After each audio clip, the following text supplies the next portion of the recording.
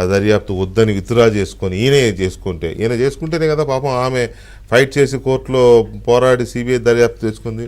చివరికి పోలీసుల్ని సహకరించకుండా చేసి ఆమెను బెదిరించి ఆమె ఇంటి మీద రెక్కీ చేసి భార్యాభర్తల మీద వాళ్ళ మీదే రివర్స్ కేసులు పెట్టించి సిబిఐ అధికారుల మీద కేసులు పెట్టి సిబిఐ వాళ్ళని ఇక్కడి నుంచి వెళ్ళిపోవాలని బెదిరించేలాగా ఇన్ని జరిగిన దీంట్లో అక్కడ సహకరించనే కదా అక్కడ వెళ్ళిపోయింది. నీ ప్రభుత్వంలో కరెక్ట్గా జరిగితే లేకపోతే చిన్నాన్న హత్యని ఎవరు చేశారు అనే దాని మీద మీకు చిత్తశుద్ధి ఉంటే ఇవన్నీ జరగవు కదా.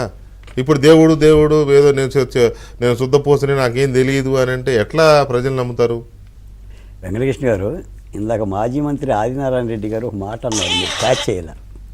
ఒక మాట అన్నారు, వైఎస్ వివేకానందరెడ్డి గారి కుక్కను చంపారు, వైఎస్ వివేకానందరెడ్డిని కుక్కలాగా చంపారు. విన్నాను, కాకపోతే చూడండి సార్ ఎంత దయా బాధాకరమైన అంశం. జీవిరెడ్డి గారు ఇంకో మాట అన్నారు, ఇది కుటుంబంలో వాళ్ళ వ్యక్తిగత కుటుంబంలో గొడవలు హత్యలు జరిగినాయని. అసలు ఇది కుటుంబం సమస్య కాదండి, ప్రజల సమస్య. ఇది రాష్ట్రం సమస్య, ప్రజల సమస్య, శాంతి భద్రతల సమస్య, ఒక పరిపాలకుడు సమస్య, ఆ పరిపాలకుడు చేతిలో ఉన్న ప్రజల సమస్య. ఈ రోజున నేను కూడా మీ ద్వారా తెలుగుదేశం పార్టీకి చంద్రబాబు నాయుడు గారికి చెప్పాలండి, ఈ బాబాయిని ఆ దేవుడు చంపాడా ఈ దేవుడు చంపాడా? ఇది వెళ్ళాలి ప్రజలకి. రాయలసీమ ప్రాంత ప్రజలు రాజశేఖర రెడ్డి గారు హైదరాబాద్లో ఉంటే పులివెందులు నియోజకవర్గాన్ని, కడప పార్లమెంట్ నియోజకవర్గాన్ని కన్నబిడ్డలాగా చూసుకుంది వైఎస్ వివేకానందరెడ్డి. ఆయనకి డైరెక్ట్గా ప్రజలతో చదువు ఉంది, ఆ ప్రభావం పడుతుంది కాబట్టి 5 ఏళ్ల తర్వాత పొద్దుటూరు సభలో ముఖ్యమంత్రి గారు ఈ మాట మాట్లాడారు. అంటే మళ్ళీ తిరిగేసేసి ఏదో చిన్న దుప్పట గొప్పదాము అని చెప్పేసి ఇప్పటికే బర్న్ అవుతుంది. తప్పనిసరిగా పులివెందుల ప్రజలు జగన్మోహన్ రెడ్డి గారిని ఓరించి తీరాలి.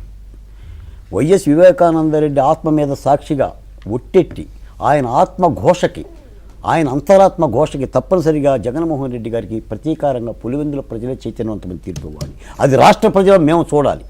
ఎందుకంటే ఇంత దుర్మార్గమైన హత్యను కూడా ఆ దేవుడు చేశాడు ఈ దేవుడు చేశాడు అంటున్నారు. ప్రధానమైన తెలుగుదేశం పార్టీ కూడా రేపు పొద్దున ఈ ఎన్నికల్లో జగన్మోహన్ రెడ్డి గారి యొక్క అరాచక పరిపాలనని, ఈ అత్యాచారాలని, మానభంగాలని, శిరోముండనాలని, మూత్ర విసర్జనని, డ్రైవర్ సుబ్రహ్మణ్యం దగ్గర నుంచి వైఎస్ వివేకానందరెడ్డి వరకు, వాళ్ళ చెల్లెల గారి ఆర్తనాదం నుంచి సునీతారెడ్డి ఆర్తనాదం దగ్గర నుంచి బాలకోటయ్య ఆర్తనాదం వరకు వెంకటయ్య మీలాంటి మాలాంటి అందరి యొక్క ఆర్తనాదాల వరకు ఇదొక ఎజెండా. సీను తల్లి ఈరోజు జగన్మోహన్ రెడ్డి గారు ఏం చెప్తుందంటే, మీరేనండి మేధావుల సమావేశమని పెట్టి ఎవరితో మాట్లాడుతున్నాడు? ఇదే ఎస్సీ ఎస్టీ బీసీ మైనారిటీ అని చెప్పి మాట్లాడుతున్నాడు. అంటే మీరు ఇంకో మాట మర్చిపోయారు, అసలు కుక్కల సంగతి ఏంటి?